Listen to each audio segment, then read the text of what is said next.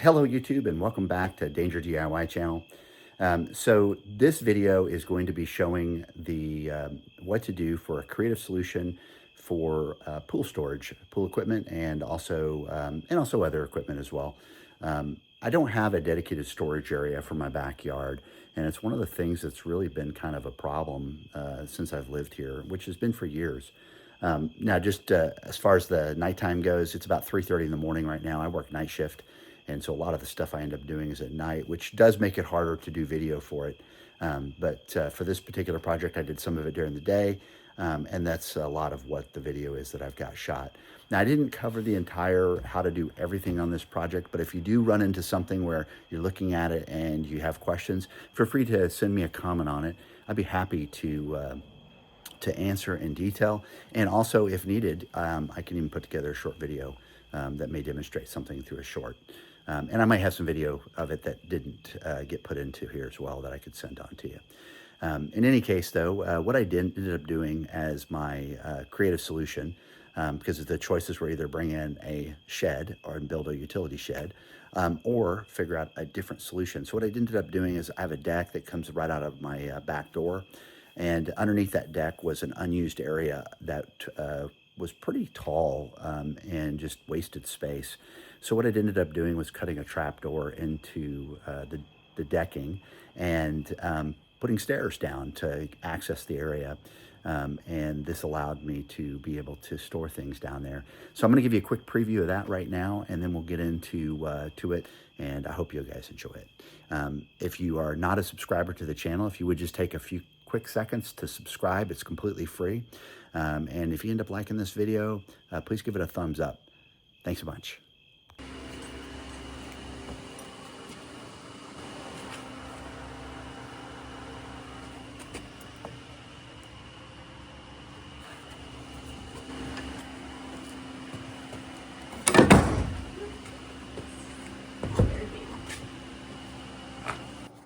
So this is a little bit after the fact, but I'm needing some space for a bunch of clutter on my deck.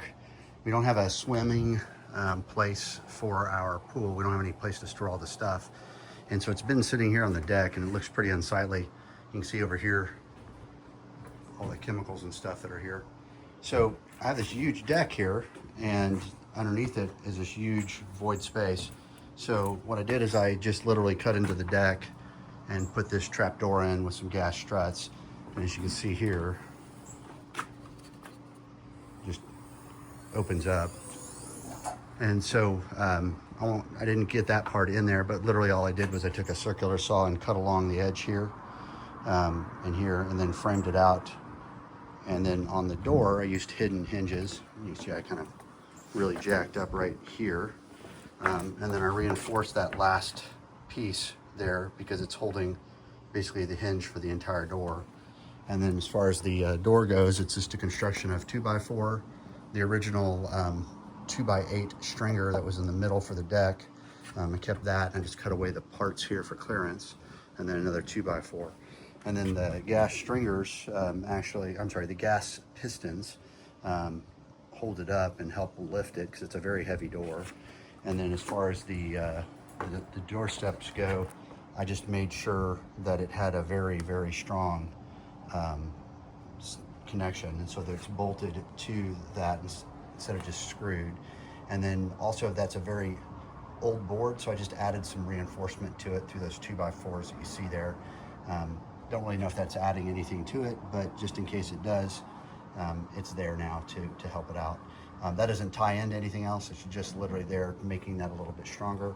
I might come back in and later tie it into the edges just to make it even stronger with some Simpson tie-ins. Anyway, right now what I'm working on though is I'm building some steps, and so I've got a ladder in here that shows where I'm going to be putting them. This ladder is about approximately 10 feet in. I'm not going to need stringers that long. I'm probably actually going to end up probably about where 1, 2, 3 up is, that pile of rock that's sitting right there. So I'll have to get all that out, and then I'll just put in a very, very, very, very small footing for concrete there. Probably going to be a bag or two of concrete that I'm going to use for the bottom of the stairs, and I'll put up a custom form for that. What I'm doing for the stringers is I'm Just using a 2x10 treated. These are very, very heavy, and this is about all I could lift, so that's why I didn't use a 2x12. But as you can see here, it's actually works just fine for the stringers. So I'll just go back with my circular saw and I cut this stuff away, and that's what I'll be doing there. I'm not going to video all of that cutting and things like that. It's pretty straightforward. I've got some sawhorses that I'm going to be setting up, and I'm going to be using this Ryobi circular saw to do the cuts, and that will be that. I'm also going to be using this DeWalt miter saw or chop saw just to make the cuts, because it's super fast to use when I actually start cutting the treads. And for the treads, I'm just going to be putting in one 2x6 treated tread right now, but I'm going to put it back pretty far into the tread, so if I need to, I can come back and put a second tread in. Ideally, what you would use is a 2x10 tread, and I might have some of those left over from my previous project on the demo, so I might use some of those on this, so it might look a little weird when I'm done. You might see some 2x10 treads on the final, and then that will just be what it is. For the railing, I'll be using some 2x4 rails that come up, and then I'll be using this as my handrail for the railing. So this is what it'll be here for the rail. It's just a 2x2 that's not treated, but that's what I'll be using for the handrail itself in between the 2x4s. So not the best rail, but this is not going to be a daily use stairwell. It literally is going to just be for utility, for storage. And as far as the ground goes, I haven't decided what I'm going to do for that yet. I might get in there later and level it and remove a lot more of the debris that's down there. There's a lot of the original construction stuff from 25 years ago that's still there. That cup, for instance, has always been there. There's a brick, which this house doesn't even have any bricks, so I don't know where that brick came from. But I'll get all that cleaned out at some point. But right now, what I'm thinking I'm going to do is just simply take the, I'm just going to simply take some shelving and literally just mount it up to the ceiling so that I can use this space. You can see here there's a lattice here as well, which I could have used for access if I wanted to. There's a nice little area over there that I definitely would like to get cleaned out, and I think that's concrete under there, but if it's not, that's pretty easy to pour concrete for. The only thing about my yard that makes it really difficult is there is no access anywhere at all to get in a concrete truck. So I'm not going to be able to bring in an actual concrete truck, and wheelbarrowing in the concrete would actually be quite a chore because it is uneven surface. There is no easy way to get around anything around here because it all is pretty treacherous. So you can see here, there isn't really a good path for getting over here. And those stairs are just atrocious. I need to get to those sooner or later as well and get those fixed. But you can see here, there's just no way to get anything up here. I can't get any heavy equipment through because the area that I could run heavy equipment through has a septic field, and running it through would probably end up crushing my septic system pipe. So that's gonna be out as well. Anyway, so bottom line is I'm going to be finishing up this. I put this in here. I'm not the best router for hand tools. It slipped there and I ended up cutting a little bit too far. I'll go back in later with some wood putty and fill that in, and hopefully that'll look nice when I get done with everything else. But I'll get a good wrap up of this project once it's done. And it's going to be a couple of days probably at least, just because I'm working on it at the pace I can go. I'm getting older and get tired a lot easier, so probably won't be doing this. This is the first time I've ever built a full set of stairs from scratch, not using pre-made risers, so we'll see what ends up happening. Well, just a quick update here. So I'm adding in a second set of stringers now. Built this up, cut away the steps off the template earlier. And then I also wanted to show you the gas shock setup. This door that I've made is pretty heavy. Basically I just cut into the deck to make this trap door. I used hidden hinges, which you can see here. I'm happy to answer any questions about this stuff if you guys want to ask questions. I just didn't want to have to video making it. It's all pretty straightforward things though, and I can walk you through if you have questions for it and how to do it. Gas shocks here. These are 100-pound gas shocks. Pretty heavy duty. And I'll put a link to them down in the description so I get this really quick. Yeah, I can.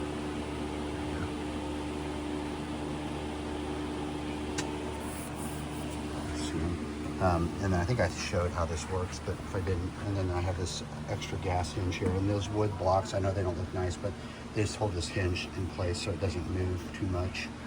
And I'll show you how this closes up here. Hold on, just doing this. So I'm just using it with one hand operation here, and then it pretty much loses all gas. It sits right there until it gets to there, and it hits that second gas shock. And then I have a ball here, which looks like I need to adjust in a little bit, which I will. Or I'm hitting something else, which is possible. Let's see if I'm hitting something else. No, I'm not hitting anything else, I don't think. Could be. Yeah, I'm just hitting that. So I'm gonna just adjust that in. I adjusted it last night, just needs to go in a little bit. And so this comes down, and then to open it, literally it's just 2 fingers, barely any at all, up to that level. The gas strut holds it, and then just a little bit further till the second gas strut kicks in, which is about right there. And then I have a stop that I put in manual here. And I didn't have a chain or anything, so I just made this out of some welded wire, or some wire, I'm sorry. And I just put that in my lathe and spun it myself. Where you see it braided. But I'm gonna actually take this out. Looks like it might be pulling out anyway. But I'm gonna be taking that out and using an actual chain. I ordered a 3mm stainless steel chain. I'm gonna be using that as a stop instead of this wire, and that'll be a much more secure situation. For the stairs, you can see here how I put those in. They're just 24 inches wide. There won't be a rail until we get down to right around here on this side. And my wife's asked me to only put a rail on one side. So she wants to be able to use this to move stuff down into the storage space. And you can see here, this is just really unfinished and be a lot of cleanup down here. But I'm gonna plan on initially just hanging some shelves from the joists from the deck, and maybe attaching to this studded wall here. I'm gonna bring electricity down through here, and then put in some recessed LED lights as well. So anyway, that's gonna be the whole project. I'll videotape it when I'm done. Probably won't do a lot of other things. You can see here how I put that gas strut on, just using a 2x4 piece on the ends. Anyway, and if I notice anything that's jacked up about this that doesn't work well, I'll definitely update the video before I post it and include that as well. So I installed the double stringers here, so you can see now they're all installed. I also put some adhesive below the second step on about 4 of these down, and then I'd already done the other one, so I didn't go back and take them off to put the adhesive down underneath. But this step is barely going to be used at all, maybe a couple times a year to get pool equipment in and out, and that'll be it. I did fall down yesterday. I just want to give you a quick word of warning. These second steps weren't installed yet, and I was reaching up to grab the tread. I got dizzy, lost my balance, and ended up falling down the stairs. Fortunately for me, I landed on the left side of the fleshy part of my back, and ended up with about a 6-inch deep scratch on it, but completely survivable and just a little bit sore today, and that's it. So overall pretty good. I did cut this back for headroom. I just used my circular saw to do that. That was a bit of a interesting ordeal, just because it was you're having to get sawdust in your face the whole time, and that's not fun. The reason why it wasn't closing yesterday actually wasn't because of this at all. It was literally because this was hitting the new second riser here, and so that's all that was going on. Anyway, as I go through this, I'll go ahead and include some more stuff. Today, I'm gonna be installing a second support right here to match this one right here. and that will absolutely make this thing incredibly robust from a standpoint of weight support. I would imagine that to shear that wood and break everything off would be thousands and thousands of pounds at that point.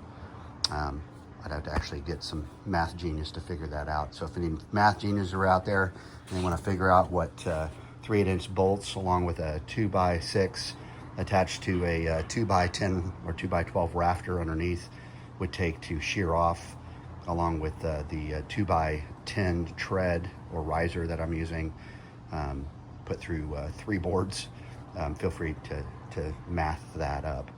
Anyway, just going to get back after this today. It's going to be installing this here, putting a railing here. That's what I'm going to be working on, and then building one shelf at least back in that area that's hanging from the ceiling, and that's going to be using some 2x4s there, hanging down from the ceiling, with some 2x2s either as the base, or I might just use 2x4 for the base as well. We'll see what I end up doing. I might use 2x4 for part of the base and these just for the ends or something like that, just to kind of do that, or maybe put these across so there's some more support along the way. I haven't decided yet. We'll figure that out. The shelves are only going to be 24 inches. They're half of a 48 by 96 inch decking sheet that I would normally use for attic. In fact, I don't know if y'all can see this wood here. See it later, but that wood right there, it's exactly the material that I'm going to be using. So that, I think it's called sheathing or something like that. And that's what the decking will be for the bottom of my shelves. I'm going to put them as close to the ground as I can get them for the level. As it gets less level that way, I might actually dig some of the dirt out just to make it where I can make that a deeper area for the first shelf. And again, just going to install one shelf today. The rest of this stuff's going to be later. And as soon as I get done with that shelf, the railing and this extra support, this video will be done as far as showing this. I might do an update later to show how I clean this area up back here and put in a nice little area for storage. Right now you can see it's just a bunch of potsy stuff. Those have been in here the entire time I've lived here, which is over 10 years. All that's going to get cleaned out, and I don't know what's under there. I'm thinking it's just going to be dirt, so I might actually pour concrete. One other thing I need to do is at the very bottom here. Right now it's just being held up by like little 2x4 studs propped up. I'm actually going to be pouring a concrete footing on both of those, probably with about 100 pounds of concrete. Might be 150 pounds. We'll see how many bags it takes, but I'm actually going to pour that dry, likely. Just so you know, dry concrete pouring isn't the best way to get a bond, and it's shown time and time again that mixing it wet and pouring it's way better. If I can figure out an easy way to mix it down there, I will. Otherwise it'll end up being a dry pour, and then I'll add some water on top of it, which isn't, like I said, isn't as good, but it definitely will work for what I'm going to be doing it for here. So I'm almost positive everybody knows how to do this, but basically, in case you didn't, all I did was I drilled holes all the way through, and these are carriage bolts. I'm sorry, drilled holes all the way through in 3 spots. You can see the backboard here. These are carriage bolts, and this board is acting as a support for this. And I installed it backwards, so I'll have to move that support thing on the bottom around, which is no big deal because it's not even on there right now. It's just screwed on with a wood screw, so I'll just move it to the other side. But these get hammered in. You can make them loose enough where they don't have to be hammered in, but if you make them where they're hammered in, then this part right here actually grabs really well into the wood and holds it while you tighten it down, which is one of the things about carriage bolts I really do like. You don't have to grip the other side. If you make that hole too big, it'll just freely spin around until it grabs wood that's further down that isn't routed out. But I like to make sure that it goes in super tight so it just grabs it from the beginning. In fact, it's grabbing these threads tight enough where if I was to not even have that on there, it'd probably hold it tight enough for me to torque it down pretty good. I'll be using fender washers on the other side. Fender washers are just bigger washers for these 3/8-inch bolts. Like I said, once this is installed, this thing can sustain thousands and thousands of pounds of shear force downward without breaking. the wood or the bolts for sure. Anyway, that's it for that. I'm not covering a lot of the build here, and I'm sorry about that. I did repair this, and I just used some brackets and then bent the brackets around it. That's just to keep it from moving out, and I may tighten that up a little bit more just to make it better. And I might actually take that off and build in a proper bracket for it as well. We'll just see how that works out. But my chain came in today for the stop, so the makeshift stop I have will be replaced with this chain here. And literally all I'm going to do is I have some hardware for U-bolt, or I'm sorry, eye hooks, and they'll go here, and then the other side is just a, so I've got two different styles of connectors here. I'm just going to put them side by side so you can see them. And one will go at the top here, and one will go at the bottom.